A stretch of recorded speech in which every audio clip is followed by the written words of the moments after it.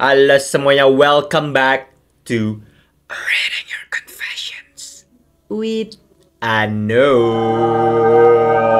Ya, seperti yang kalian tahu lah, di sini gue bakal bacain pengalaman, rahasia, dan juga confession kalian yang paling aneh, paling bodoh, paling menyeramkan, paling menjijikkan, atau apapun itu, secara anonim. Dan bagi kalian yang mau ikutan sharing pengalaman-pengalaman kalian ataupun cerita-cerita kalian yang aneh ataupun unik, link ada di deskripsi video ini. Oke, tanpa berlama-lama, kita langsung lanjut. Hai Nul, aku cewek. Aku punya kebiasaan yang menurut aku cukup aneh sih, yaitu nahan berak. Bombastic side eye. Ya gimana ya Nul, aku suka nahan berak kalau lagi mules gitu loh. Aku suka banget sama sensasinya itu. Aku biasanya nahan berak sambil duduk di pojokan dan memikirkan banyak hal. Ya jujur rasanya tuh kayak bikin rileks banget. Dan setelah itu aku nggak akan langsung berak sebelum bener-bener kebelet dan nggak ketahan lagi. Jadi kayak mau keluar terus gue masukin lagi. Mau keluar terus gue masukin lagi. What are you doing? Gue nggak ngerti apa sensasi yang bisa lu cari dari kebelet boker. Dimana-mana orang kalau kebelet boker tuh kayak cepet-cepet pengen boker. Orang-orang cepet-cepet lari-lari. Lu malah sengaja nyari sensasinya. Terserah anjir. Hai Nul, nama gua Zahra dan gua punya binatang peliharaan yang mungkin lo nggak bakal sangka. Jadi ya Nul, gua itu udah cukup lama pelihara kutu di kepala gua sendiri. Iya, kutu. Pelihara dalam artian kayak gua ngebiarin aja mereka ada di sana Nul. Kayak anggapannya mereka itu udah temen sekaligus keluarga yang nemenin keseharian gua. Terkadang gua suka ngerasa geli pas mereka gerak-gerak.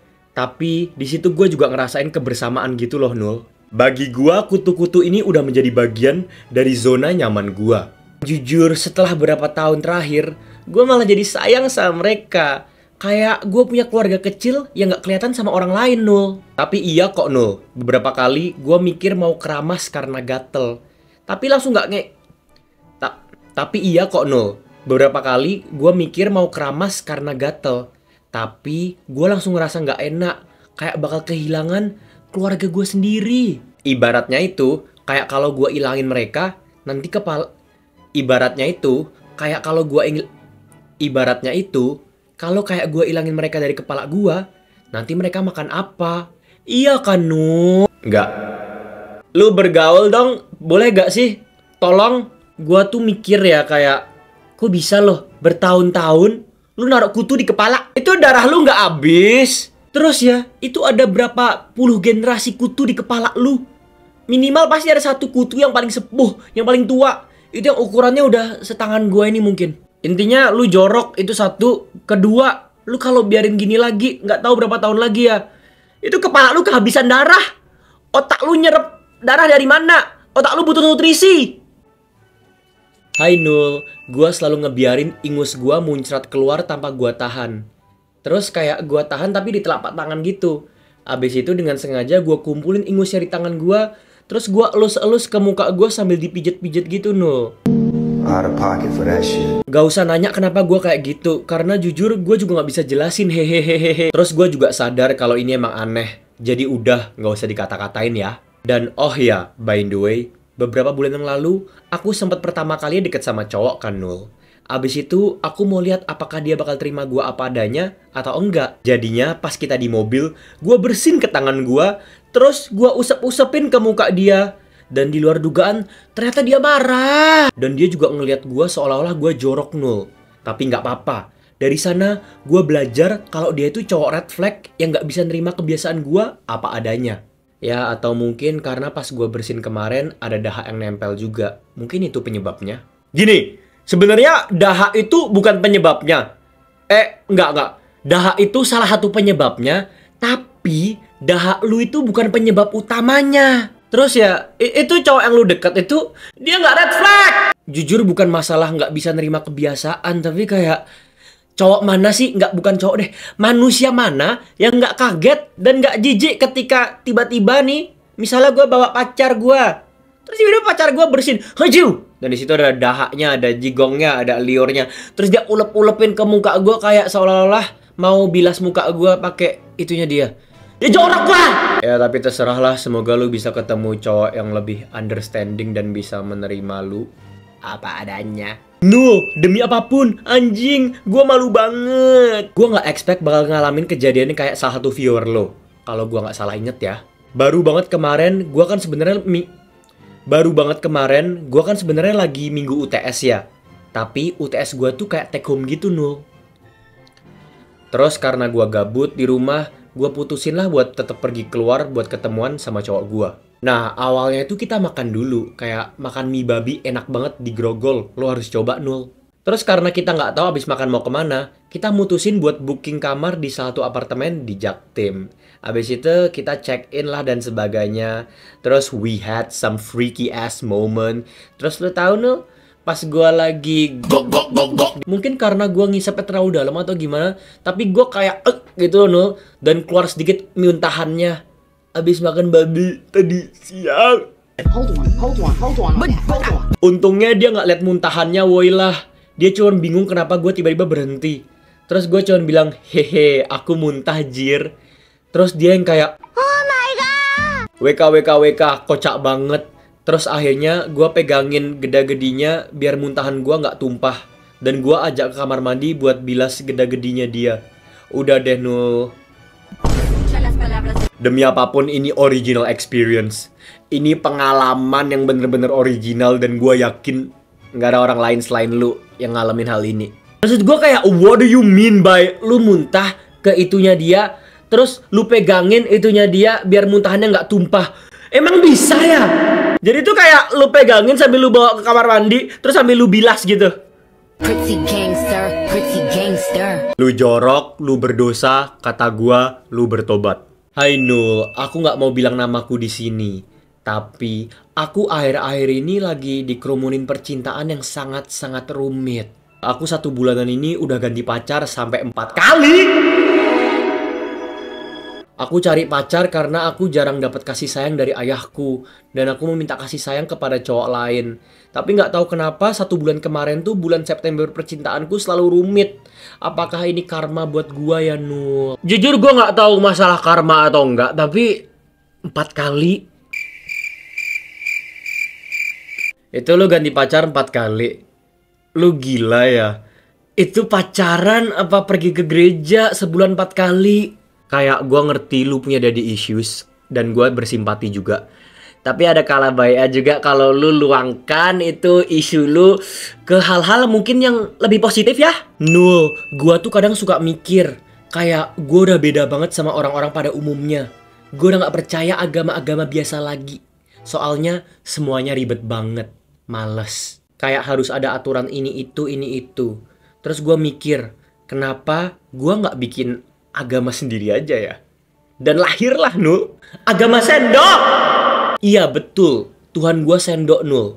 Kenapa sendok? Gue jelasin, Nul. Soalnya setiap hari kita makan pakai sendok. Dari kecil sampai gue udah besar, sendok selalu ada di hidup gue. Dan di sana gue ngerasa ada ikatan spiritual sama sendok. Setiap kali gue megang sendok, gue ngerasa lebih dekat sama sesuatu yang lebih besar, yang lebih agung. Gue juga punya ritual khusus. Tiap pagi gue bakal duduk, megang sendok di tangan gue, terus merenung selama 5 menit. Sambil mikir tentang kehidupan gue, masalah-masalah gue, sama hal-hal yang gue syukurin. Dan jujur gue merasa damai banget. Kayak gue terhubung sama alam semesta lewat sendok tersebut, Nul. Luar biasa. Teman-teman gue awalnya pada ketawa pas mereka denger gue cerita soal agama sendok. Mereka kira gue bercanda, tapi lama-lama mereka mulai ngerti kalau gue beneran serius. Sekarang gue malah jadi kayak guru spiritual buat mereka, Nul. Ngajarin gimana cara tutup kurung dan buka kurung, merenung pakai sendok. Jadi kalau ada orang yang nanya gue agama apa, gue dengan bangga bakal bilang, agama gue sendok, bro. Ya lu butuh pertolongan secepat mungkin. Nul, aku ketahuan beli deal sama mamaku. Dan mamaku bilang, ngapain beli? Mama juga punya deal. Kok? Pas aku lihat deal mamaku, ukurannya jauh lebih besar sama yang aku beli. Jadi aku nggak berani pakai. Udah segitu aja, Nul. Love you, Nul. Keluarga open-minded final boss. Se-open-mindednya keluarga lu ya. Nggak bakal lebih open-minded dari ini. Ini ibu paling open-minded di seluruh dunia. Udah, nggak bakal bisa kalah. Di seluruh dunia gue bilang, nggak cuma di Indonesia doang. What do you mean by sharing deal? Itu jorok banget. Itu aneh banget. Itu bener-bener gak masuk akal. Gue ngebayangin percakapan yang mungkin terjadi di antara kalian berdua aja. Kepala gue mau meledak, bos. No, meo-meo gue gatel banget. Kira-kira kenapa ya? Lu gitu juga gak, Nul? Gue cowok. Tapi selain gue cowok ya, kalau gue punya meo-meo pun kayaknya nggak bakal sampai gatel deh. Gue bakal merawatnya dengan baik. Gue bakal rawat bagaikan itu anak gue sendiri. Dan kalau itu lu gatel mungkin jamuran. Tapi gue bukan dokter. Jadi coba lu cek sendiri. Hai Nul, jadi gue tuh mau ngasih pendapat. Kalau misalnya cowok tiba-tiba ngilang tanpa kabar tiba-tiba, itu gimana ya? Soalnya gue punya pacar kayak gitu. Tapi sekarang udah gue anggap mantan sih, walaupun belum putus. Hehehehehe. Menurut gue kalau misalnya lu nggak selingkuh, tapi tiba-tiba cowok lu ngilang gitu aja tanpa kabar, nggak ngasih tau apa-apa, tiba-tiba udah putus tanpa bilang apa, pusing. Lu cowok bukan? Kalau cowok ngomong lah seenggaknya. Beraniin diri lu ngomong, aduh sayang, kita udah nggak cocok lagi, kita harus putus. Enggak gitu lah. Sumpah Nul, gue jadi takut sama bapak gue karena cuman mimpi gue. Karena di mimpi tersebut, gue ciuman sama dia dengan mesra banget, jir. Itu kira-kira artinya apa ya Nul? Itu artinya gue nggak mau ngomong sama lu lagi. Menurut gue, harusnya bapak lu yang takut sama lu. Karena itu fantasi apa? Lu bener-bener kayak next level daddy issues. Bukan cuman sekedar lu daddy issues pengen cari sosok ayah di orang lain. Lu beneran mau sosok ayah lu. Enggak, lu beneran mau ayah lu. Kata gua lu harus jauh-jauh dari gua sih. Jauh-jauh dari bapak lu juga. Nul, gua malu banget cerita ini. Tapi kayak gua harus jujur deh. Jadi gini Nul. Waktu itu gua abis minum-minum sama teman-teman gua. Dan bener-bener malam yang kacau lah. Tapi gua gak sadar kalau efeknya bakal separah ini. Gua bener-bener ya mabora. Gua mabok berat, kepala gua pusing, perut gua mual, dan pikiran gua udah gak bener. Dan pas itu udah malam banget, gua pulang jalan kaki, ngelewatin masjid yang deket rumah gua. Karena bener-bener gak kuat lagi, gua mikir buat istirahat bentar di situ Nul. Gua masuk deh ke masjidnya biar bisa duduk dan menenangkan diri. Di sana pikiran gua udah mulai blur, dan bodohnya gua malah beneran masuk ke dalam masjid tersebut.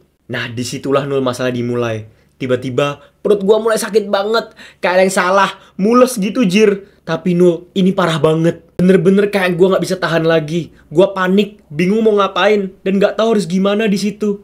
Terus, disanalah kejadian paling memalukan sepanjang hidup gua terjadi.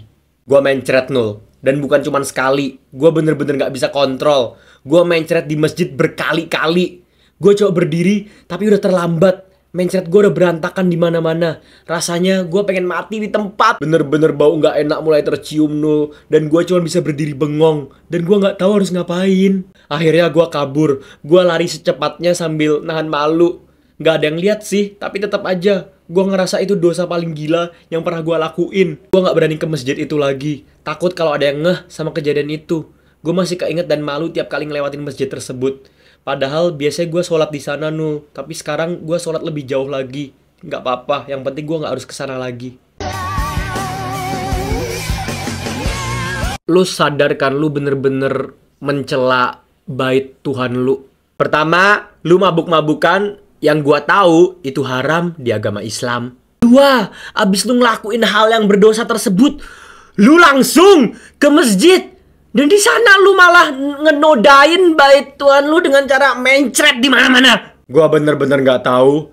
Tapi kalau gua jadi salah satu orang yang biasanya pergi ke masjid sana, atau misalnya gua jadi ustadz yang di sana, gua bakal gebukin lu. Sumpah, gua bakal gebukin lu. Bisa-bisanya dah lu nggak tahu malu anjir. Rusak banget ini, sumpah. Seenggaknya lu kalau mau ngerugiin diri lu sendiri, ya udah diri lu sendiri aja, jangan ngerugiin orang lain. Lu nggak mikirin apa kayak OB-OB atau misalnya pekerja karyawan yang misalnya biasanya ngebersihin masjid atau apa kek. Itu gimana? Mohon maaf kalau misalnya gue ada salah kata ataupun perbuatan, sorry banget. Tapi menurut gue itu bener-bener parah dan nggak seharusnya lu kayak gitu.